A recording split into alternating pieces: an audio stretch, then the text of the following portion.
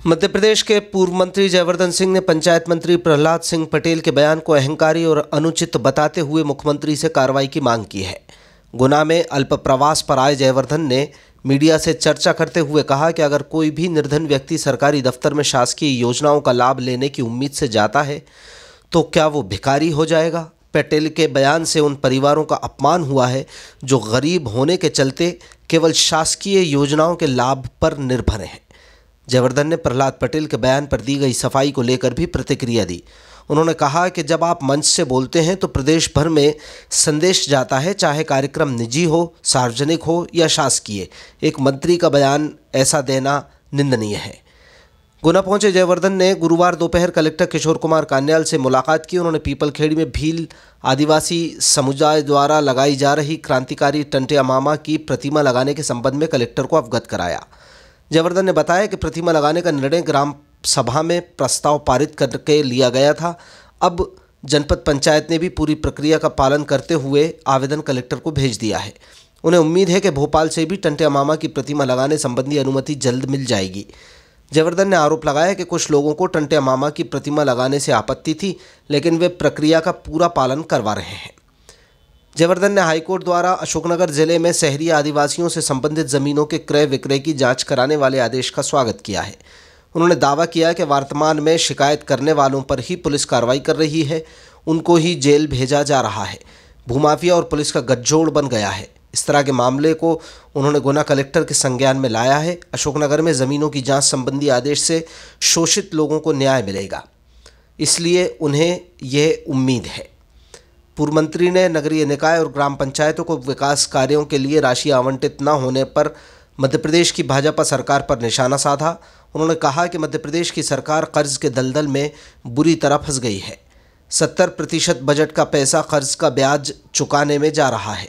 इसके चलते नगरीय नगरपालिकाओं के पास पैसा नहीं है। नगरपालिका के प्रतिनिधि भोपाल में धरना भी दे चुके हैं। नरेगा जैसे योजनाओं के मिलने वाली राशि भी प्रदेश सरकार ने बंद कर दी है, जिससे सरपंच परेशान हैं और लगातार आवाज़ उठा रहे हैं।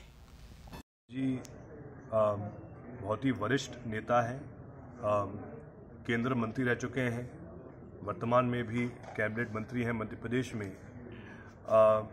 मैं उनसे ये कहना चाहूँगा, चाहे कार्यक्रम निजी हो या सार्वजनिक हो या शासकीय हो, लेकिन जब वो मन से कुछ बोलते हैं तो असर जाता है पूरे प्रदेश और देश में।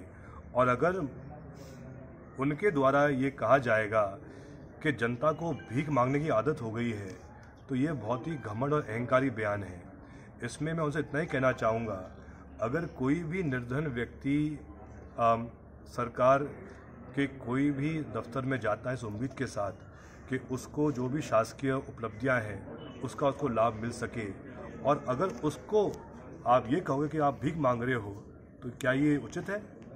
कहीं ना कहीं मैं यही आग्रह करूंगा माननीय मंत्री जी से कि कहीं ना जो उनका बयान है उससे एक एक निर्धन परिवार जो शासकीय मदद पर निर्भर रहता है अपने जीवन यापन के लिए, उसका अपमान हुआ है और माननीय मंत्री जी को इस संबंध में माफ़ी मांगनी चाहिए। प्रदेश सरकार ने फिर 6,000 करोड़ का कर्जा लिया है।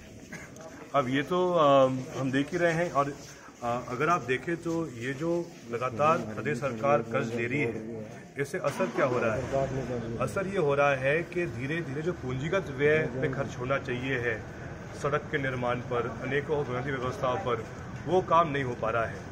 हमारे रावगढ़ क्षेत्र में हमारे भील आदिवासी साथीगण और सभी लोग जो पीपलखेड़ी गांव के निवासी हैं, सबकी भावना है कि हमारे देश के, हमारे भारत के महापुरुष टाटिया भील जी की मूर्ति वहां स्थापित की जाए चौराहे पर। तो उसमें कुछ लोगों ने कुछ आपत्ति जताई थी। तो उसके बाद जो हमारे सभी वहाँ के ग्रामवासी हैं, सभी समाजों के सभी ने मिलकर वहाँ पर ग्राम सभा करी। ग्राम सभा में जो नियम अनुसार जो मूर्ति की स्थापना होती है उसका पूरा प्रस्ताव पारित हो चुका है, जो आज कल में कलेक्टर साहब के यहाँ नजूर शाखा में उसका आवेदन पहुँच जाएगा जनपद के माध्यम से। हमने उसके बारे में भी अवगत कराया है कलेक्टर साहब को। और इसके साथ साथ हमें उम्मीद है कि जो एक नियम अनुसार जो पूरी प्रक्रिया है उसका पालन करके ही हमने पूरा प्रस्ताव दिया है। इस विश्वास के साथ कि अगले कुछ दिनों में भोपाल से भी हमको इसकी अनुमति मिल जाएगी। अभी अशोकनगर के सिलसिले